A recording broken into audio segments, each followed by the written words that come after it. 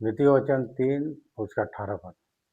जो बुद्धि को ग्रहण कर लेते हैं उनके लिए वह जीवन का वृक्ष बनती है। सीधा लिख दिया ना, जो बुद्धि को ग्रहण कर लेते हैं उनके लिए वह जीवन का वृक्ष बनती है।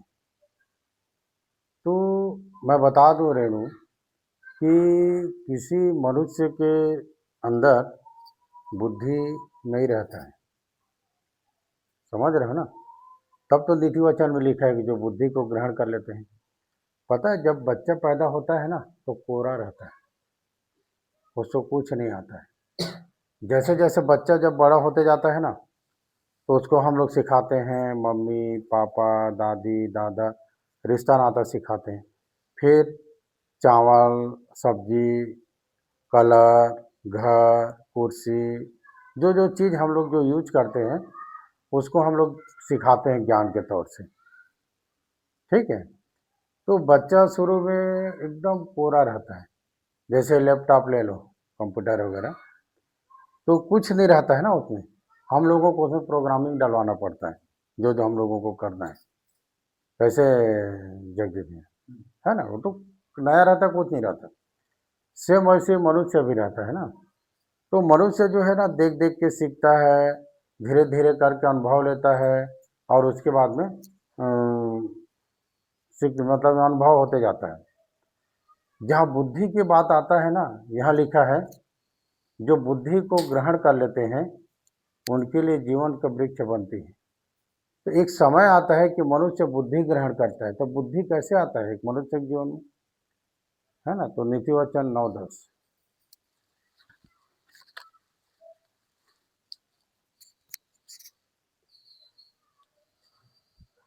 यहोवा का भय मानना बुद्धि का आरंभ है। है ना, लिखा है कि यहोवा का भय मानना बुद्धि बुद्धि का आरंभ है।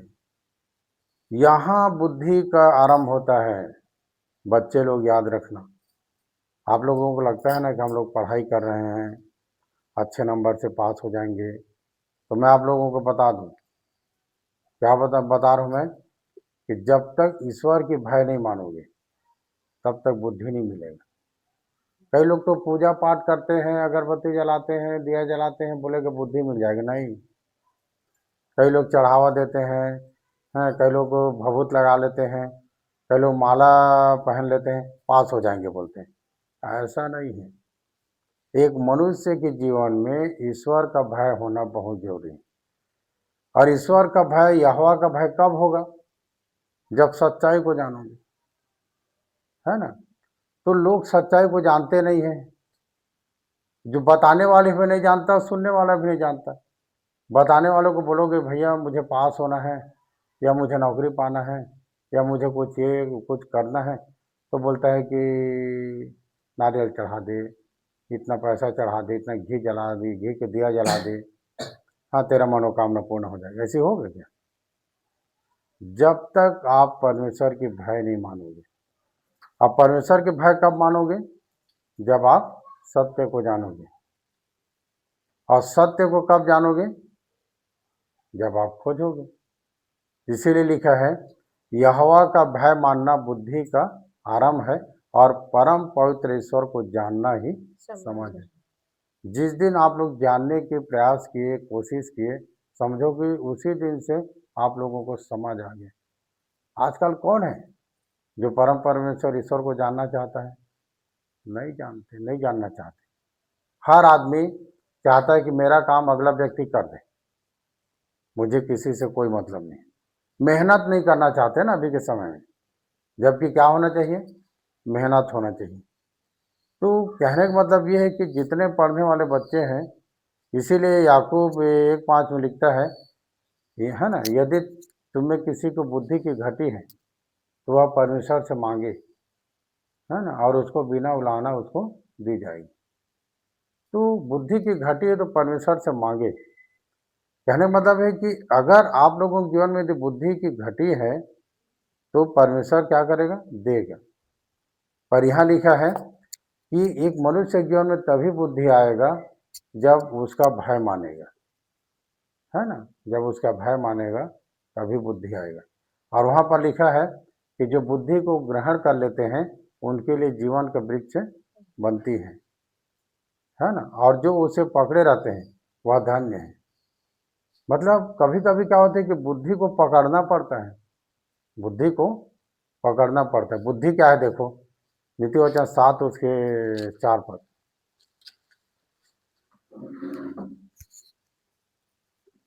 बुद्धि से कहा तू मेरी बहन है। अब बताओ, बुद्धि से कहा कि तू मेरी बहन। बहन है।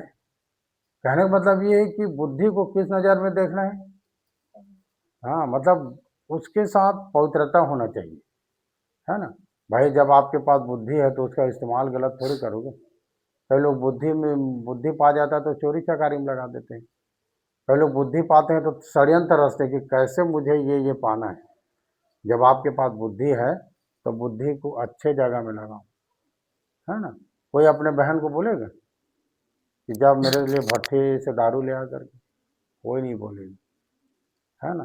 तो बुद्धि बुद्धि से कहा तो तू मेरी बहन है, और समझ को अपना साथीन बना ले। समझ को अपना क्या बना ले, साथीन बना ले।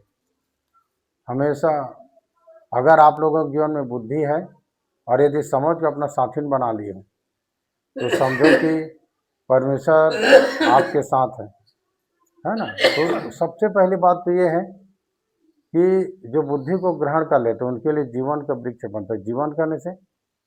जीवन कहने से कि हम लोग जीवन, सबसे पहली बात तो है कि परमेश्वर आपके साथ है ना। परमेश्वर यदि हमारे साथ नहीं है तो हम मृत्यु की जीवन जीते हैं, है ना, आत्मा में मरे हुए हैं। और जब हमको बुद्धि मिल जाता है, बुद्धि को जब ग्रहण कर लेते हैं तो हम क्या है, तो परमेश्वर के साथ रहते हैं, उनके संगत में जीवन बिताते हैं। मतलब जीवन में रहते हैं, हमारे साथ परमेश्वर है, हम आत्मा में जीवित हैं।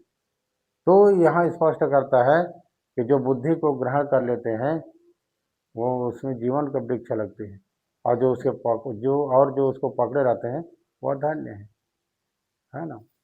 इसको पकड़े रहो, कितनों भी समस्या क्यों ना आ जाए, बुद्धि को छोड़ना मत। हमेशा बुद्धि के साथ बने रहना। बुद्धि आप लोगों का साथ देगी, है ना। बुद्धि कितना अच्छा है देखो, है ना, कितना अच्छा है बताओ ना। इसीलिए आपको कोई भी चीज़ अगर काम करना चाहोगे ना तो बुद्धि से करोगे तो सारा चीज़ जल्दी आ जाएगा, है ना। पर ये कि दूसरे लोगों के ढोंग ढकोसला में नहीं रहना है ना। कई लोग बोलते हैं, कभी कभी क्या होता है, प्रार्थना कर दे मैं पास हो जाऊं। नहीं, प्रार्थना तो करेंगे पर सच्चाई को खोजो, सच्चाई को जानो, तभी समझ आएगा। हाँ, और तभी उसके भय में रहोगे तो परमेश्वर का बुद्धि आएगा।